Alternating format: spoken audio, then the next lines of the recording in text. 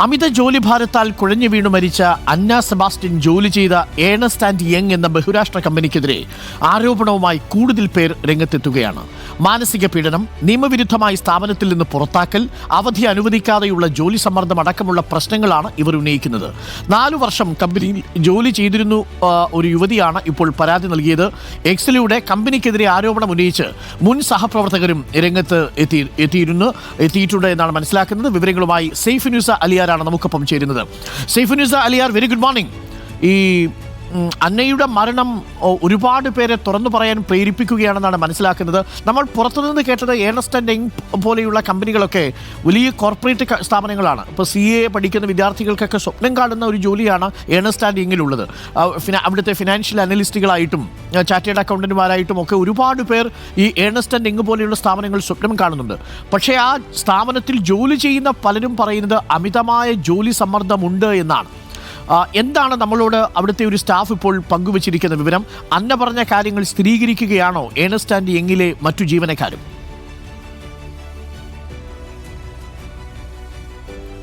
Good morning Arunkumar. ഈ അന്ന സെബാസ്റ്റ്യന്റെ മരണത്തെ തുടർന്ന് അമ്മ കമ്പനിക്ക് അയച്ചിരിക്കുന്ന ഒരു കത്തിന് പിന്നാലെയാണ് ഈ ഒരു ഗുരുതരമായ വിഷയം എല്ലാവരുടെയും ശ്രദ്ധയിലേക്ക് വന്നത്. ആ ഗുരുതരമായ വിഷയത്തിൽ അവർ എന്തൊക്കെയാണോ കത്തിൽ പറയുന്നത് അതിനെല്ലാം അടിവരയിടുന്നതാണ് ഇപ്പോൾ സഹപ്രവർത്തകരും മുൻ ജീവനക്കാരിയുടെ എല്ലാം തന്നെ വെളിപ്പെടുത്തലും പരാതിയുമായി വന്നിരിക്കുന്ന കാര്യങ്ങളിലും ഉള്ളത് എന്നുള്ളതാണ് പ്രധാനപ്പെട്ട കാര്യം. അതിൽ പ്രധാനപ്പെട്ടത് ഈ അമിത ജോലിഭാരം എന്നുള്ളത് തന്നെയാണ്.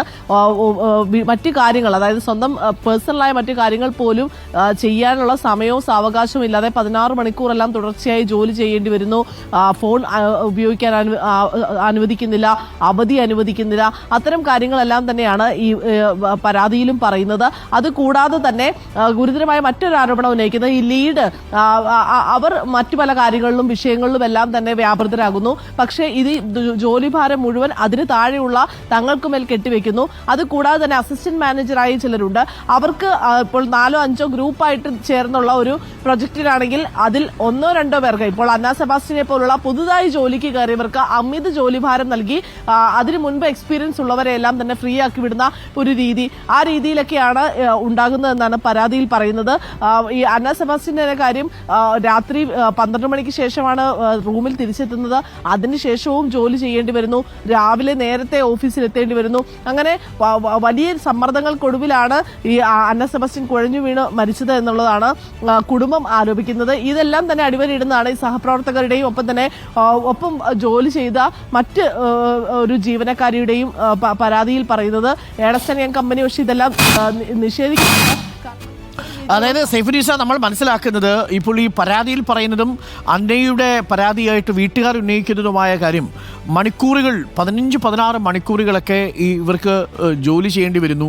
വീക്കെൻഡ് ആയാൽ പോലും അവർക്ക് അവധി കിട്ടുന്നില്ല. ഓഫ് ദിവസമാണെങ്കിലും അവധിയെടുത്ത് വീട്ടിൽ വന്നാൽ പോലും വീട്ടിലിരുന്ന് പണിയെടുക്കേണ്ടി വരുന്ന ഒരു അവസ്ഥയുണ്ടാവുന്നു തുടങ്ങിയ കാര്യങ്ങളാണ് പ്രധാനമായിട്ടും പറയുന്നത്.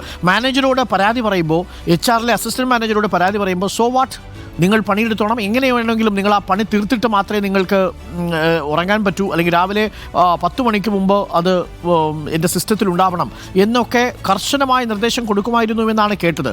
ഇതേ അവസ്ഥ തന്നെയാണ് ബാക്കി ജീവനക്കാരും പറയുന്നത്, അല്ലേ സൈഫുനിസ?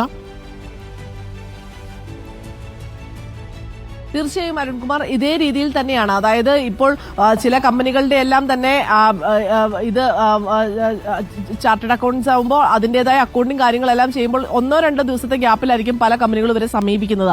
ആ ദിവസങ്ങൾക്കുള്ളിൽ ഇത് ചെയ്തു തീരേണ്ട ഒരു സമ്മർദ്ദം അത് മേലുദ്യോഗസ്ഥരുടെ ഭാഗത്തു നിന്നും ഉണ്ടാകുന്നു എന്നുള്ളതാണ് പറയുന്നത്. അത് പുതുതായി വരുന്നവർക്ക് അത്രയും ജോലിഭാരം താങ്ങാനാകുന്നില്ല. അതിനപ്പുറത്തേക്കുള്ള ജോലിഭാരം ഇവർക്ക് ഏൽപ്പിക്കുന്നു. മറ്റ് മുതിർന്ന അല്ലെങ്കിൽ HR ഡിപ്പാർട്ട്മെന്റുമായും എല്ലാം ബന്ധപ്പെട്ട് കഴിഞ്ഞാൽ ഇത് നിങ്ങളുടെ ജോലിയല്ലേ, നിങ്ങൾ ഇത് ചെയ്യുമെന്ന് ഉറപ്പ് നൽകിയിട്ടല്ലേ നിങ്ങളിവിടെ കയറിയത് എന്ന് പറയുന്നു. അതുകൂടാതെ തന്നെ ജോലി പലരും ഇത് പറയുമ്പോൾ അന്ന സെബാസ്റ്റ്യൻ എന്നാൽ പിന്നെ രാജിവെച്ച് പോയിക്കൂടായിരുന്നു എന്ന് പറയുന്നു.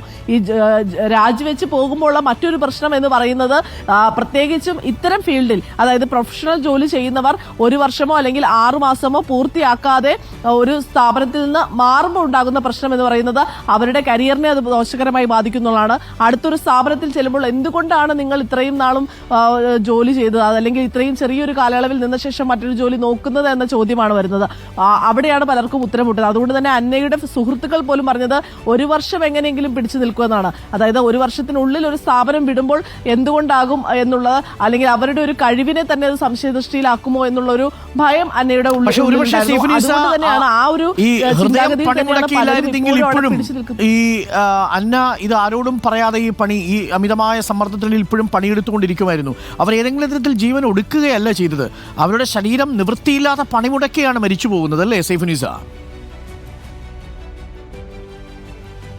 തീർച്ചയായും അവര് ജോലി ചെയ്യുക, അതായത് അത്രത്തോളം ആഗ്രഹിച്ചിട്ടാണ് CA പഠിച്ച് ആ ജോലി, ഇപ്പോൾ നേരത്തെ അരുൺകുമാർ പറഞ്ഞതുപോലെ തന്നെ ഈ ജോലിയെല്ലാം, ഈ പഠനമെല്ലാം പൂർത്തിയാക്കുന്നവർക്ക് സ്വപ്നം കാണാൻ കഴിയുന്ന ഒരു ജോലിയാണ് അന്നയ്ക്ക് കിട്ടിയത്. ആ ഒരു സന്തോഷത്തിലും ആ ഒരു ആഗ്രഹത്തിലുമാണ് അന്ന പൂനെയിലേക്ക് വണ്ടി കയറിയതും.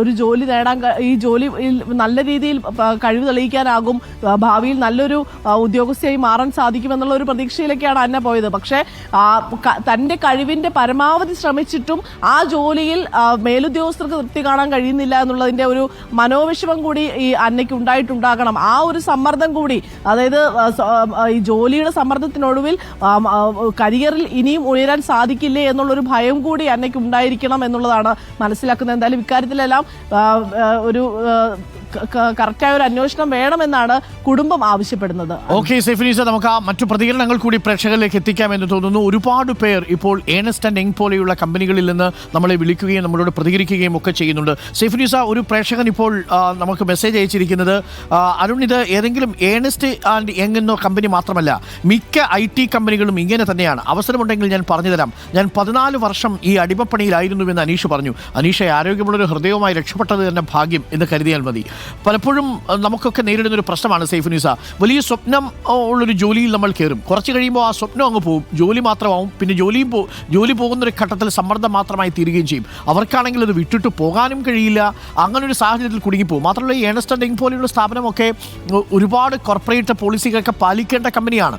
കാര്യം ആ കമ്പനിക്ക് അങ്ങനെ അമിതമായി ജോലി സമ്മർദ്ദം ഏൽപ്പിക്കേണ്ട ഒരു ബാധ്യതയുമില്ല, ഒരുപാട് പ്രോഫിറ്റും നീക്കിയിരിപ്പൊക്കെ ഉള്ള ഒരു കമ്പനിയുമാണ്. ഇവിടെയാണ് ഈ ജൂൺ ജൂലൈ മാസം ആകുമ്പോഴേക്കും സൈഫുനിസ ഈ ടാക്സിൻ്റെ കൺസൾട്ടൻസി കൂടുന്ന സമയമാണല്ലോ. എനിക്ക് തോന്നുന്നു ഈ സമ്മർദ്ദം താഴെയുള്ള ജീവനക്കാർക്കിടയിലേക്ക് മുകളിലുള്ള ജീവനക്കാർ കൊടുക്കുകയായിരുന്നുവെന്നാണ്. എനിക്കൊന്നും മാനേജർമാർ മുതൽ താഴോട്ട് ഇങ്ങോട്ട് ഈ ജോലി സമ്മർദ്ദം അനുഭവിക്കുന്നുണ്ടാവണം, അല്ലേ?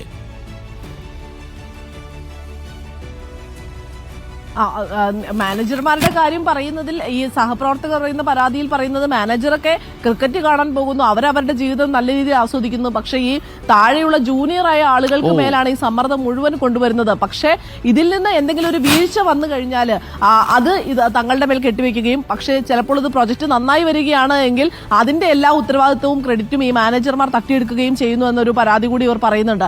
അതായത് സ്വന്തം കാര്യങ്ങളെല്ലാം തന്നെ ക്ലിയർ ആണ് എന്ന് മേലുദ്യോഗസ്ഥരെ അല്ലെങ്കിൽ കമ്പനി മേധാവികളെ ബോധ്യപ്പെടുത്താനുള്ളൊരു ശ്രമമാണ് മാനേജർമാരുടെ ഭാഗത്തുണ്ടാകുന്നത്. അതിനെപ്പോഴും ഇരയായി തീരുന്നത് തങ്ങളെ പോലുള്ള ജൂനിയറായ വർക്ക് ചെയ്യുന്ന ആളുകളാണ് എന്നുള്ളതാണ് പറയുന്നത്. ശരിയാണ് സൈഫുനിസ, മിക്ക കമ്പനികളിലും മിക്ക സ്ഥാപനങ്ങളിലും ഉണ്ടാവും പണിയെടുക്കാതിരിക്കുന്ന ഒരു വിഭാഗം ആളുകളുണ്ടാവും.